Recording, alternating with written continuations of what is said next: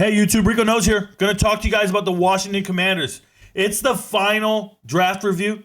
I've done every single team on the 2025 NFL Draft. Check the homepage, check the playlist, go look at all the other teams. But in this video, I'm going to talk about the Washington Commanders in the draft class.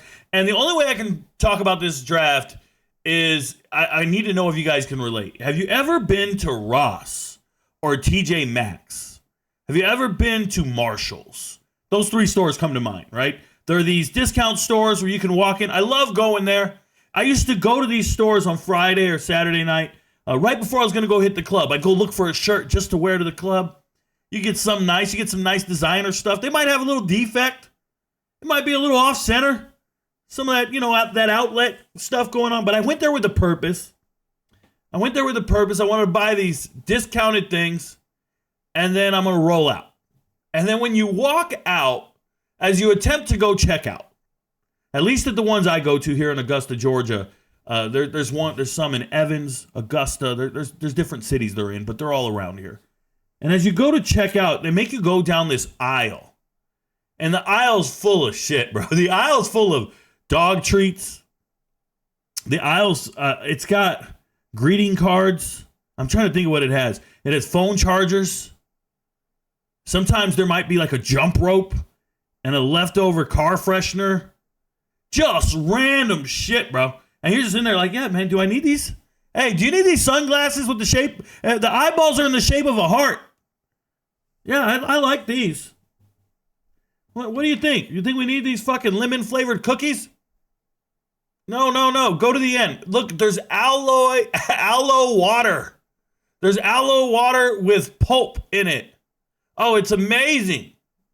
Cucumber-flavored water. Go down the exercise aisle.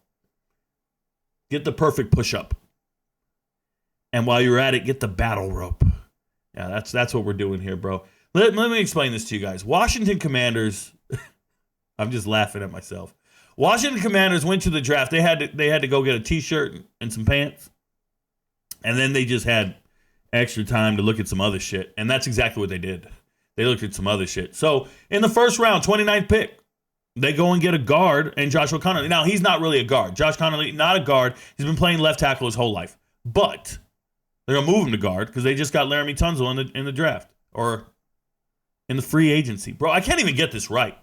I don't even know where they find these players. I'm used to college football. I'm used to the transfer portal. And I'm here to talk about the NFL. And I know some of you guys watching the video like, this guy don't even know what he's talking about. Yeah, I do. That's why you're watching me. But Josh Conerly, going to move inside. Probably get back to left tackle someday when Tunsil retires or something. I don't know. But it feels like a good pick. In the first round, you got to find some value. Guards are undervalued. They're always being taken in the 20s, not the top 10 or 15 or something. But this is a tackle, and most teams' best offensive lineman is their left tackle. And they typically can transition to a different position. You feel me? So congratulations. You got somebody to protect your franchise quarterback. And before I go off on these other picks here, I just want to give a big shout out to all the haters in the comments who tell me I don't know anything about development. I don't know anything about drafting potential. You got to draft players with potential. I'm like, Jaden Daniels showed up ready to go out the box, bro. Don't tell me you need potential. Don't tell me you need development. That guy was ready to go now. How about you draft players like that? Just draft guys that'll get you to the conference championships. Like, give me guys that'll get you to the playoffs and change the trajectory of your franchise immediately. That's what I want in the first round. Stop telling me you're taking Anthony I can't complete passes Richardson. Just stop it. I don't give a fuck how far he throws a football, bro. That dude can't complete passes to human beings. Anyways, shout out to Josh Conerly. Looks like a good pick. Next pick, Trey Amos. Now, I'm going to be straight with you guys. I'm either missing on Trey Amos for 3 years in a row, or I'm spot on and the NFL doesn't agree with me. One of the two. It's got to be one of the two, and I'm willing to just embrace the miss all the way through. I haven't changed my tone. I haven't changed my narrative on Trey Amos. Coming out of high school, played in Louisiana, was pretty good, pretty accomplished high school football player. I think they won a state title, took him to a semifinal, took him to a championship, and they lost.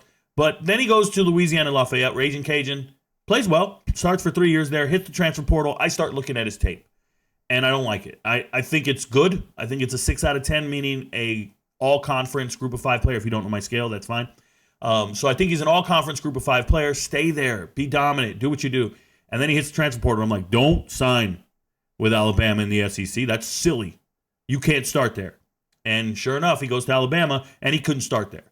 Played in all 14 games, but only one start. And I thought, haha, I told you, don't be going to these SEC schools. They don't want you. You're not good enough to be there. And then he hit the transfer portal again. I was like, yeah, you learned your lesson. Go to Tulane, bro. No, motherfucker transferred to Ole Miss. Went from Alabama to Ole Miss. And this time, he got to start, he got to play, and he looked the part. And he is a big kid. He's got good size. He's over 6 feet tall, 190 pounds, 200 pounds. He's good. He runs in phase. He can turn his hips and keep up with wide receivers. If you don't know what that means, he can just run stride for stride with receivers and just be competitive. And you're looking for that from a corner.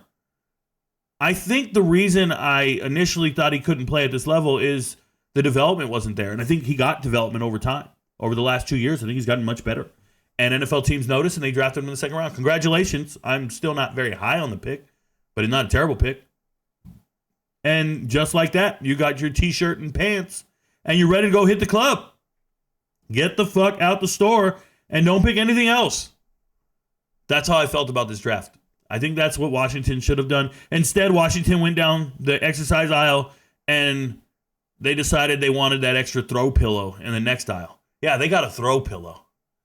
It was like, man, do we need this throw pillow on the couch? Yeah, go get that one. Why? Why not just get a body pillow or a king-size pillow in the other section? Why are we doing this? I don't know, man. I think I'm going to get a full-size bedspread. I think I'm going to get a comforter, full-size comforter. What? We only have king and queen-size beds. I know, but I'm going to get the full one just for the hell of it. All right. That's what they did with Jalen Lane here. Jalen Lane in the 4th round is not it for me. Shout out to Jalen Lane. Known this young man for a while. Been evaluating his tape for a while. Been telling MVPs all about him for years. Never once thought he was an NFL football player. Then he went to the combine and ran off the charts. Sub 440. I think it was a 40-inch vert.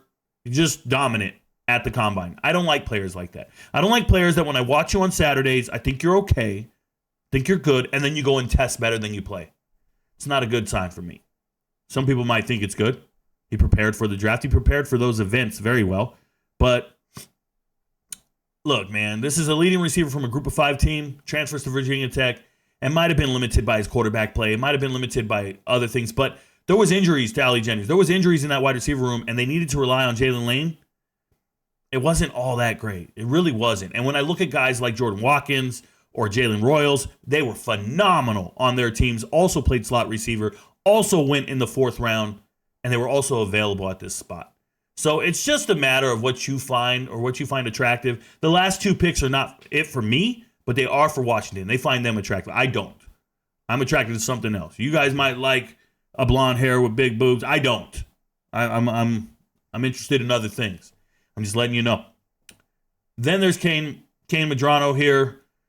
Kane's only special teams, as far as I can see. Yes, he ran the fastest 40 time at the combine. Once again, it looks like they just selected combine workout warriors.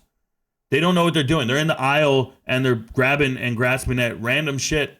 They're like, oh, I like that picture frame. Like, they just grabbing random shit by the register. It's silly.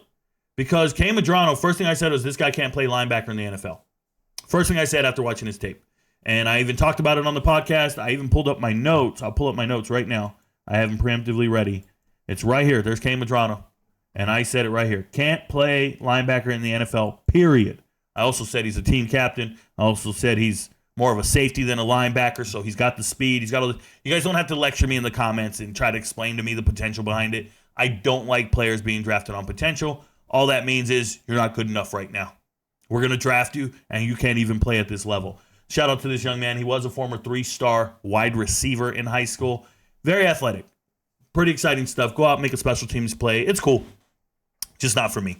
Okay, and then the last guy, Ja'Cory Krosky-Merritt.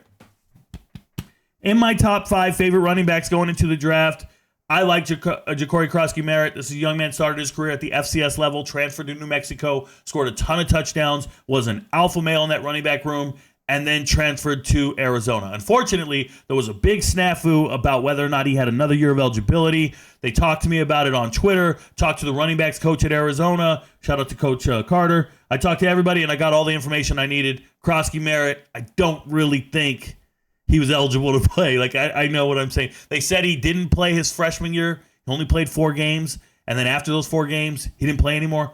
But he did. There's box scores with it. And he's saying, no, I didn't wear that number anymore. I changed numbers and redshirted the rest of the year. Nah, bro, they have your number, your name. No, it was a buddy of mine wearing my jersey the rest of the year.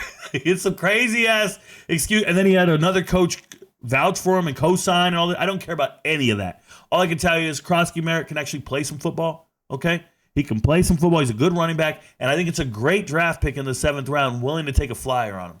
I really do. I'm glad they gave him a chance. For all you guys out there, Rico's racist. Rico doesn't like, man, I love the fact that they gave this young black man a chance. I hate, why does race matter? I don't know. Tell me every time they don't draft a black quarterback because he has confidence. Now race casually matters. I'm just letting you know that I'm pulling for this young man. I don't give a fuck if he's blue. All right, I'm pulling for Ja'Cory Krosky Merritt. I want him to make it in the NFL, and it's unfortunate he didn't get to play last year. All in all, this Washington Commanders draft class is trash. It is not for me, but it's for somebody out there, and you Washington fans got to be excited about it. Congratulations. I'm not attracted to it. Look, man, there's some ugly-ass women out there married to a dude right now, and he loves the hell out of her. Couldn't be me. Couldn't be me. I couldn't be a Washington fan today. Your friends don't know, but Rico knows. Peace, y'all.